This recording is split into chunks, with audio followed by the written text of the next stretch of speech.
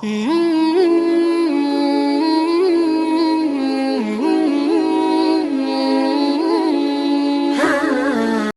started here in the Arabian Peninsula over 1400 years ago. Today, that's a population of 78 million people. That sounds like a lot of Muslims, but if we go 7,500 kilometers across the Indian Ocean to this tiny little archipelago called Indonesia, the Muslim population is far greater than just 78 million people. It's actually more than double that. In fact, right now, Indonesia has a Muslim population of over 200 million Muslims. To put that into perspective, that's larger than Saudi Arabia, Yemen, Oman, Syria, Jordan, Iraq, and Egypt combined. Right now, the island of Indonesia holds the largest population of Muslims, more than any other country in the world. So, how did this happen?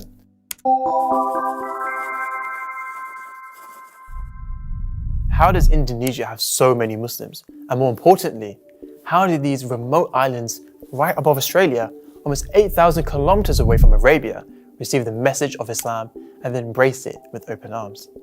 Well, let's find out. One thing to keep in mind is that historians and archaeologists have no agreed upon explanation for the spread of Islam in Indonesia and the rest of Southeast Asia. So, there was never one reason for the conversion of Indonesia to Islam. Okay, now we got that out of the way, let me tell you something interesting. The Muslims never conquered Indonesia. It actually happened much differently, and it didn't just happen overnight, and historically speaking, it happened only recently. The first piece of evidence that marks the earliest existence of Islam in Indonesia is this tombstone right here, on this island called Sumatra. This is a 13th century tombstone of a local ruler called Sultan Malik al-Saleh. Malik had adopted an Arabic name and the Arabic title of Sultan when he and his population decided to embrace Islam. Here's what's amazing about this tombstone.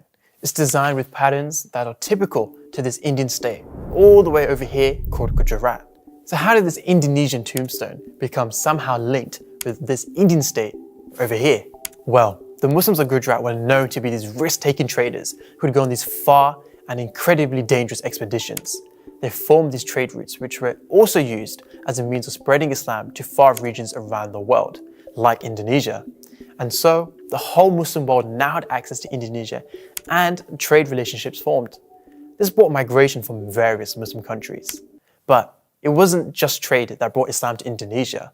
Like for instance, there was this guy, Zheng He, a Muslim Chinese admiral who sailed with these massive fleet of gigantic mega ships. During the 15th century, he would go on these epic voyages all across the Indian Ocean to form diplomatic ties and trade partnerships with other countries. He would take nearly 30,000 men on his 317 ships to more than 35 countries, presenting China and all of its treasures to the world. His story is actually quite amazing, but that's a story for another time. Anyway, as Zheng He traveled with his football stadium-sized fleet, he would make a series of stops across the world like Sumatra and Java in Indonesia. And so he made a huge impression on the native Indonesians and is often credited for spreading Islam in Indonesia. Okay, so Islam spread to Indonesia, but how's that different to any other country? Trade can only do so much to help spread Islam. It still doesn't explain why Indonesia has the highest number of Muslims. This is where good old economics comes in. The Indonesians lived on these tiny remote islands that weren't really good for cultivating food and produce, and so they paid tribute to their Hindu and Buddhist neighbors on the mainland for precious goods like rice. But the Indonesians didn't want to pay the Hindu and Buddhist rulers anymore, and so they looked to their Muslim friends in the Middle East and Africa. In order to form solid political ties with Muslims, they began to embrace Islam. And why not? The natives enjoyed access to a huge Muslim trading network. This gave them Muslim allies, trading opportunities, and a unique prestigious position within the region. And so, island after island, king after king, the Indonesians embraced Islam by the droves.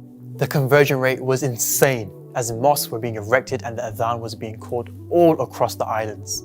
So did the Indonesians embrace Islam to enjoy all these wonderful perks and benefits? Well, no, not really. Indonesia didn't just passively embrace a new religion for materialistic reasons. Instead, they opened their arms to Islam and let its teachings influence their culture, language, food, and even martial arts. This is why Indonesia has the most amount of Muslims than any other country in the world, because they found something beautiful in the message of Islam and were honored by it. The story of Indonesia proves that Islam doesn't need to spread through conquering, but by having good character and showing good treatment. This is why there are over 200 million Muslims living there today. May Allah bless the people of Indonesia. Ameen.